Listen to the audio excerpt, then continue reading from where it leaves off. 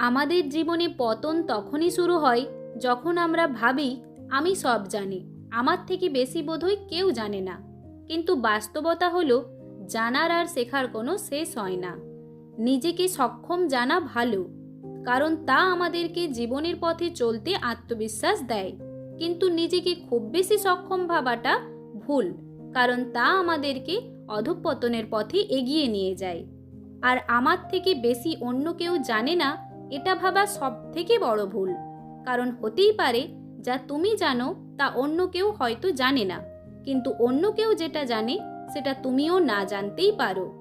আজ আমরা এই গল্পের মাধ্যমে জানব অন্যদেরকে নিজেদের থেকে কম ভাবা আর নিজে সব জানা ভাবা এটা কিভাবে আমাদের জীবনে ক্ষতি করে, আমাদের এগিয়ে চলার পথে বাধা হয়ে দাঁড়ায়। এক সময় অর্ক নামের এক মেধাবী শিক্ষার্থী ছিল। সে প্রতি বছর তার শ্রেণীতে প্রথম হতো। সে সারাক্ষণ পড়াশোনা নিয়েই ব্যস্ত থাকত। তার শ্রেণীর বই ছাড়াও সে অনেক ধরনের বই পড়ত, তাই তার সব ব্যাপারেই অনেক জ্ঞান ছিল। শিক্ষকরা কোনো নতুন পাঠ বিদ্যালয়ে একবার বোঝালেই সে বুঝে যেত। তার শ্রেণীর অন্যান্য শিক্ষার্থীদের থেকে পড়াশোনাতে ভালো হওয়ার জন্য শিক্ষকরা তাকে খুবই পছন্দ করত। আর এই কারণে কিছুদিন পর তার মনে হতে লাগলো যে সে অন্যদের থেকে অনেক ভালো শিক্ষার্থী। অন্যরা কিছুই জানে না, সে সব জানে।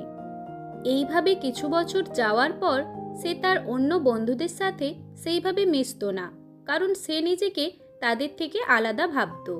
তার বাবা মায়ের সাথেও সে সেইভাবে কথাবার্তা বলতো না। সবসময় নিজেকে অন্যদের থেকে আলাদা ভেবে একা একা থাকতে শুরু করলো। একদিন দুপুরবেলা সে যখন খাওয়া দাওয়া সেরে তার নিজের পড়ার ঘরে বই পড়ছিল, তখন তার হঠাৎ মনে হলো এই বিদ্যালয়ে সবাই তার থেকে পড়াশোনায় খারাপ, কেউ তার থেকে বেশি কিছু জানে না। তাই এই বিদ্যালয়ে সে আর পড়াশোনা করবে না, আরও অনেক বড় বিদ্যালয়ে পড়বে। এই বিদ্যালয় ভালো নয়। এরপর সে এই ব্যাপারে তার বাবা মায়ের সাথে কথা বলল। সে বলল, এই বিদ্যালয়ে আমি আর পড়ব না। এখানে আমি সব থেকে ভালো শিক্ষার্থী, আমার থেকে ভালো শিক্ষার্থী কেউ নেই। তার বাবা মা তার এই কথায় একটু অবাক হলেন। তারা বুঝতে পারলেন তাদের ছেলে নিজেকে সবার থেকে বেশি যোগ্য ভাবতে শুরু করেছে। তারা অর্ককে বাধা দিলেন না, কারণ তারা চাইছিলেন যে অর্ক নিজে বুঝুক সে একাই ভালো শিক্ষার্থী নেই, আরও অনেক ভালো শিক্ষার্থী রয়েছে। এই বিদ্যালয়ে হয়তো তার থেকে ভালো ছাত্র নেই, কিন্তু তাই বলে এই না যে সে একাই সব জানে। এরপর অর্কর বাবা মা তাকে অনেক বড় একটি বিদ্যালয়ে ভর্তি করলেন।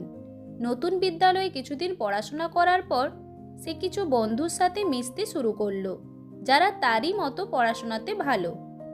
তারা পড়াশোনাতে ভালো হলেও গল্পগুজব নিয়ে খুবই মেতে থাকত। তাদের সাথে দিনের পর দিন মেশার পর অর্কও তাদের মতো গল্পগুজব করে নিজের পড়ার সময় নষ্ট করতে শুরু করলো। এইভাবে এক বছর যাওয়ার পর তার বিদ্যালয়ের বার্ষিক পরীক্ষার সময় আসলো। অর্ক ভাবল সে এত ভালো পড়াশোনাতে, তাই তার খুব বেশি পড়ার প্রয়োজন নেই, সে তো সবই জানে। পরীক্ষার কিছুদিন আগেও সে খুব বেশি পড়াশোনাতে সময় না দিয়ে গল্পগুজবেই নিজের সময় নষ্ট করত। কিছুদিন পর তার পরীক্ষার ফল বেরোলো। জীবনে এই প্রথমবার সে প্রথম দ্বিতীয় কিছুই না হয়ে হলো তৃতীয়। সে যেহেতু আগে কখনো তৃতীয় হয়নি, তাই এইবার পরীক্ষার ফল দেখে সে খুবই কষ্ট পেল। তার বাবা মা পরীক্ষার ফল জানতে পেরে তাকে বলল, দেখো, তুমি আগে ভাবতে তুমি নিজেই সব জানো, তোমার থেকে ভালো শিক্ষার্থী কেউ নেই। এই কারণে তুমি তোমার আগের বিদ্যালয় পরিবর্তন করলে।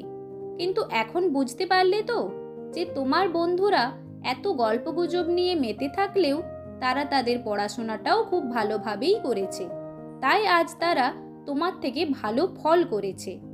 কিন্তু তুমি নিজের ভুলে তোমার পড়াশোনাতে ক্ষতি করেছো। তুমি যদি নিজেকে বেশি বিদ্বান না ভেবে পড়াশোনাতে মনোযোগ দিতে, তাহলে আজ তুমি প্রথম হতে, কিন্তু এখন তুমি হয়েছো তৃতীয়। মনে রাখবে, তুমি যত ভালোই শিক্ষার্থী হও না কেন, পড়াশোনার অভ্যেস না করলে তুমি যেই স্কুলেই পড়ো না কেন তুমি ভালো ফল করতে পারবে না। তুমি ভেবেছিলে তুমি সব জানো, তাই এই স্কুলেও তুমি প্রথম হবে, কিন্তু তুমি তোমার অতিরিক্ত আশার জন্য আজ হয়েছ তৃতীয়। অর্ক তার বাবা মায়ের কথা শুনে বুঝতে পারল সে কি ভুল করেছে, কেন সে বিদ্যালয়ে প্রথম হওয়ার পরিবর্তে তৃতীয় হয়েছে। সে তার বাবা মাকে বলল সে আগের স্কুলেই পড়বে, কারণ কোন স্কুলে সে পড়ছে সেটা বড় ব্যাপার না, নিজেকে আরও শিখতে হবে, এই ভেবে পড়াশোনা করলে সে আরও উন্নতি করতে পারবে এবং জীবনে অনেক এগিয়ে যেতে পারবে। তাই আমাদের মনে রাখা উচিত আমরা একাই সব কিছু জানতে পারি না, অন্যরাও আমাদের থেকে অনেক বেশি কিছু জানতে পারে।